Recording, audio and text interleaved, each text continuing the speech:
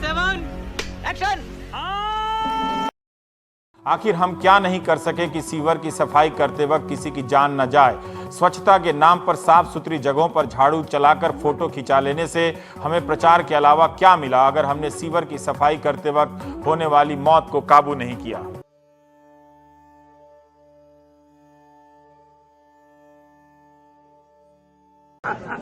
Hello from the Melody team. हम लोग कुछ नहीं जानते हैं क्योंकि हम तो टीवी में दिन भर नेता को दिखाते हैं, उनका एजेंडा चलता है, उन्हीं का सपना चलता है, उन्हीं का दुख कष्ट चलता है। उसी को देख के हम सुख होते हैं, उसी को देख के हम दुखी होते हैं। गमबूट होते हैं ना, हम पे ना हैंड ग्लव्स होते हैं ना मास्क होता है सर, कुछ भी नहीं होता। कुछ नहीं होता सर, हमें ऐसे ही बिना उसके ही कच्चे बनियान में नीचे उतारा जाता है और गंदगी साफ करवाई जाती है हमसे। तो एक बात बताइए राकेश जी कि ये जो कहा जाता है कि अगर मास्क हो वो क्या कोई बहुत महंगा है आप लोगों के ठेकेदार के पास होता है कि नहीं देता है? आज तक कभी किसी ठेकेदार ने दिया ही नहीं है। आज तक नहीं दिया। हाँ जी, होना चाहिए। 20 साल तो मुझे भी हो गए इस काम आप 20 साल से सीवर साफ कर रहे हैं। हाँ जी हाँ जी। बहुत सी सर मैं क्या बताऊं, बहुत गंदी गंदी चीजें निकलती है उसके अंदर, मगर वही चीजें हमारे हाथ पैर सब पे लगती है, हमें बीमारी इन्फेक्शन होने का डर रहता है। मगर हमारे साथ तो एक दिन में ऐसा कितना सीवर साफ करते? आज मैंने खुद अपने हाथ से 24 सीवर साफ करे। आज आपने 24 सीवर साफ किए? हाँ जी, हाँ जी। दिल्ली में स्किल्ड लेबर की न्यूनतम मजदूरी 622 रुपए बताई जाती है, जबकि इन्हें 250 रुपए मिलते हैं। 12 साल में मजदूरी 100 रुपए से बढ़कर 200 रुपए होती है। आप समझिए, जबकि इस काम में कितना जोखिम है आपको बताने की जरूरत नहीं है। सीवर भी देश के भीतर की वो सीमा है जहां पर हमारा सफाई कर्मी लड़ता हुआ मारा जाता है भारत माता के लिए। उसे ना तो शहीद का दर्जा मिलता है, ना ही मुआवजा।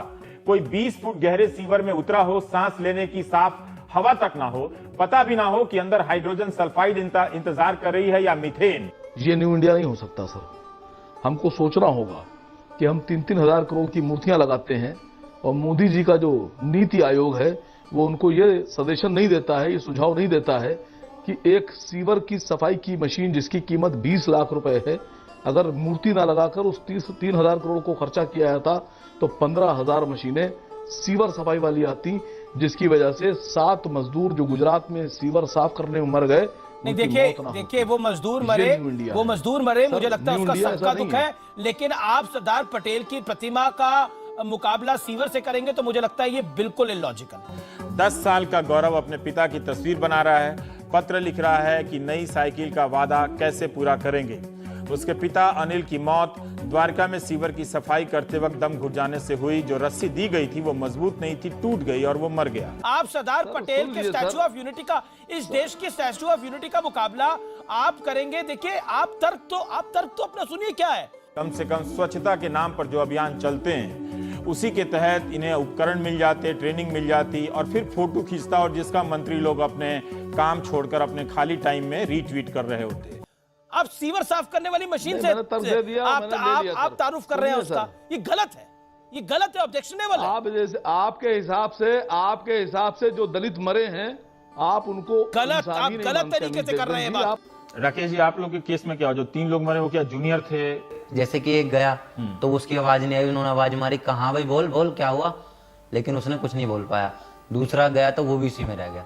तीसरा बोल रहा कि मैं इन दोनों के रस्सी बांध दिया और फिर वो भी इसी में रह गया। फिर जब उन्होंने मुझे फोन करा कि भाई तुम्हारे 3 लड़के इसके अंदर गिर गए हैं, मैं उसके अंदर गया तो जैसे मैंने एक को उठाया तो मैं भी इसी के अंदर गिर गया।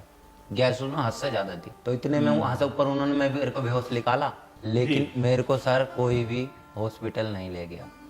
उसके पेपर में हम लोग भी पढ़े। हाँ जी, आपका इलाज उसके बाद से आप अस्पताल ही नहीं गए? नहीं गया सर। ये मेरे सूजन वूजन सबकी उसमें रिपोर्ट में लिख रखा, चौथे का इलाज चल रहा, एक गोली नहीं दिलाई। उसके बाद से मेरे को बराबर थाने में रखा गया और मेरे को शाम को छोड़ते थे रात को।